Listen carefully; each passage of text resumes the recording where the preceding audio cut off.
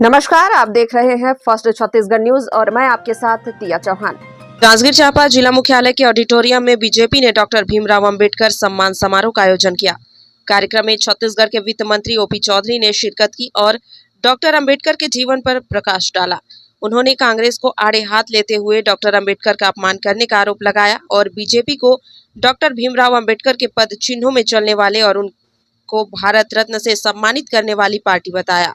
OP Chaudhary ने जांजगीर चांपा जिला के अलग अलग समाज के विशिष्ट कार्य करने वाले लोगों का सम्मान किया और जांजगीर के ऑडिटोरियम का नाम भीमराव अंबेडकर के नाम किया। ओपी चौधरी ने जांजगीर चांपा जिले के विकास के लिए 200 करोड़ रुपए का प्रस्ताव तैयार करने के निर्देश दिए। दीपक यादव, बिलासपुर संभाग ब्यूरो चीफ की रिपोर्ट। वो बदले की भावना के साथ निकल समाज के बुराई कैसे समाप्त हो, कैसे सुधार हो, समाज के भीतर कैसे सुधार हो, कैसे कानून में सुधार हो, कैसे संविधान में सुधार हो, उस सुधार के लिए पूरा जीवन समर्पित करीस। कोई तरह बदला लेकर काम अम्बेडकर जी ने होकर महानता के ये सबसे बड़े प्रमाण है।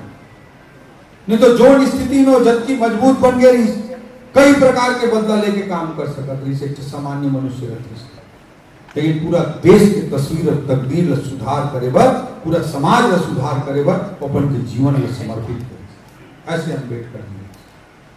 अम्बेडकर जी के बारे में जब भी हम चर्चा करथन तो हमें लगते है कि अम्बेडकर जी बहुत बड़े कानूनविद रही, कोई डाउट नहीं।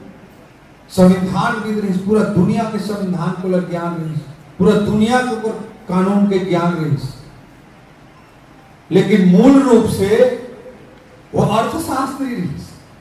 अब की कर में प्रतिभा रही, जो ऐसे हम सब जन लगते कि वो कानून की वकील रही, सो ही पड़े तब तो संविधान लिखी, ऐसे मन मान। लेकिन वह संविधानविद और कानूनविद तो रही सी, ओकर ले ज्यादा वो अर्थशास्त्री रही, इकोनॉमिस्ट। कोलंबिया यूनिवर्सिटी के गोल्ड मेडलिस्ट, कोलंबिया यूनिवर्सिटी को जमाना में और गोल्ड मेडलिस्ट, ऐसे प्रतिभा के धनी लोग। अंबेडकर जी के जीवन के एक एक घटना भारत देश के लिए, हमारे समाज के लिए सबसे बड़े प्रेरणा। डॉक्टर भीमराव अंबेडकर जी हमारे भारत देश के इतिहास में समाज के आखिरी छोर पर खड़े लोगों के लिए काम करने वाले सबसे बड़े व्यक्तित्व में से हैं और उनकी जन्म जयंती 14 अप्रैल को आती है। उसके बाद हमारी संगठन में तय हुआ कि सम्मान समारोह भी आयोजित किया जाना है और संगठन ने यहाँ आने का काम मुझे सौंपा था।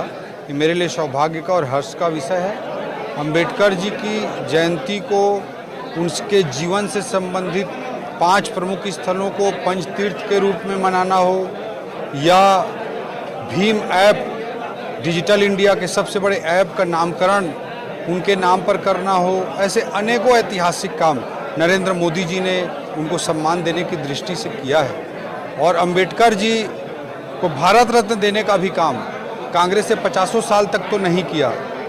1954 में और 1971 में कांग्रेस के 2 प्रधानमंत्री पंडित जवाहरलाल नेहरू जी और इंदिरा गांधी जी स्वयं को भारत रत्न घोषित कर दिए, लेकिन 1954 में जो भारत रत्न की शुरुआत हुई थी, 1990 तक एक भी बार कांग्रेस ने नहीं सोचा कि अंबेडकर जी को भारत रत्न देना चाहिए।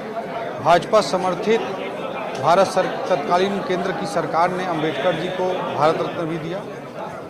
भारत रत्न उनके लिए कोई बड़ा विषय नहीं, लेकिन जो देने वाले हैं उनके सोच को ये जरूर दर्शाता है। तो अंबेडकर जी एक महान व्यक्तित्व थे और भारत के समाज के निर्माण में, आज़ाद भारत के बाद जो आज भारत सुपर पावर बनने की दिशा में तेज़ी से अग्रसर है, उसमें अंबेडकर जी द्वारा निर्मित संविधान का और उसके मूल्यों का सर्वाधिक महत्व है।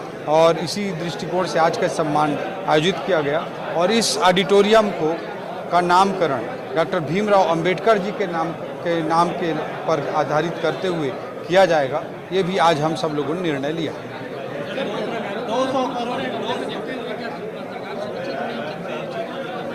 निश्चित रूप से विष्णुदेव साय जी की सरकार सुशासन की सरकार है और जो भी गलत किया होगा उस पर कार्रवाई होगी।